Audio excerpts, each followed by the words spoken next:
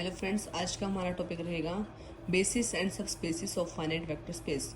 Late V and Z P be a finite vector space of dimension N over the field Z P then the total number of distinct basis. मतलब क्या है, V and Z P एक vector space दे रखा है, finite vector space है, dimension जिसकी N है और over the field Z P है.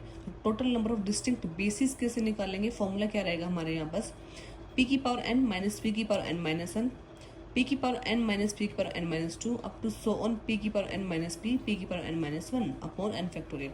यानी कि p की पावर n तो देखो हर एक में आ रहा है, p की पावर n, p की पावर n. नेक्स्ट में क्या करते जाना है, p की पावर n में से एक पावर कम करते जाना है, p की power n minus one, p की पावर n माइनस टू, और नीचे क्या करना है, n फैक्टोरियल. ठीक है. नेक्स्ट क्या है, let Z n V n Z P be a finite vector space of dimension n. फिर से जो वी एन लिखा हुआ है वो एन डायमेंशन है. जेड पी के अंदर जो पी है वो पी हम वैल्यू लेके चलेंगे, यहाँ पे पी पुट करेंगे इधर over the field Z P पे.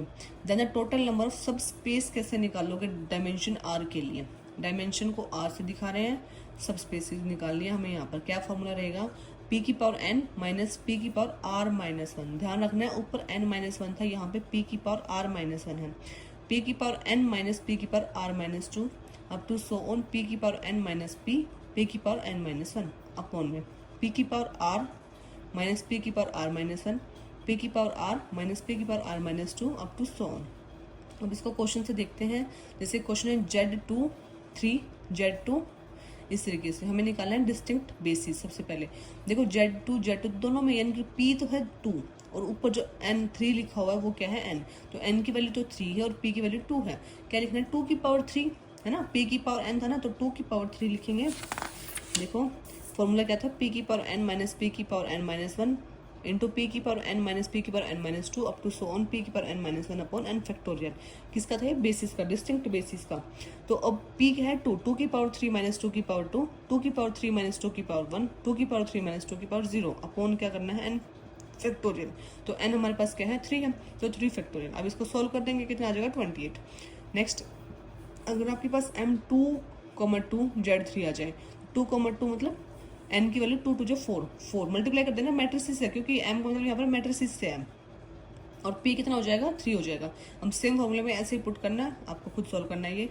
P3Z2, P3 मतलब पोलिनोमियल की बात हो रही है, तो यहाँ पे जो n बन जाएगा 3 से एक ज्यादा, तो 4 लोगे, n की वैल्यू हो जाएगी 4 और p की वैल्यू हो जाएगी 2.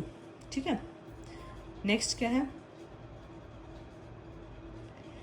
है, एग्जाम्पल लेंगे अब हम Z2 3 Z2 find the number of 1 dimension 2 dimension सब स्पेस निकालेंगे. अब क्या निकालेंगे, सब स्पेस.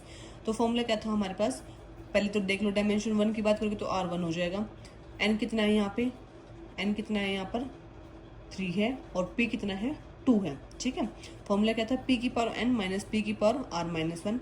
r माइनस वन का ध्यान रखना जब हम सब स्पेस निकालते हैं, तो p की पावर n माइनस पी की power r minus two up to so on p की पावर n माइनस p की power n minus one upon p की पावर r माइनस पी की power r minus one, p की power r minus P की power r minus two up to so on p की power r minus one. अब p कितना है 2 है, तो 2 की पावर 3 माइनस 2 की पावर r माइनस वन, यानी कि 1 माइनस वन 0 है ना, और नीचे क्या आ जाएगा p की पावर r यानी कि 2 की पावर 1 माइनस 2 की पावर 1 माइनस वन, तो 8 माइनस वन अपॉन 1 कितना आ गया 7. ठीक है. आगे ना सर कैसे करना है. अब ऐसे देखो 2 डायमेंशन सब स्पेस के लिए क्या हो जाएगा, Z2 3 है, तो हमारे पास n कितना हो जाएगा 3 हो जाएगा, p कितना हो जाएगा 2 हो जाएगा और r कितना हो जाएगा 2 हो जाएगा. ठीक है. फॉर्मूला इनपुट कर दो, 2 की पावर 3 माइनस 2 की पावर r कितना है 2 माइनस 1, तो 1 आ जाएगा, 2 की पावर 1, 2 की पावर 3 माइनस 2 की पावर 2 माइनस 1 अपॉन 2 की पावर 2 माइनस 2 की पावर 1, 2 की पावर 2 माइनस 2 की पावर 0. ठीक है. हमारा कितना बन जाएगा यहाँ पे 7 बन जाएगा. Thank you.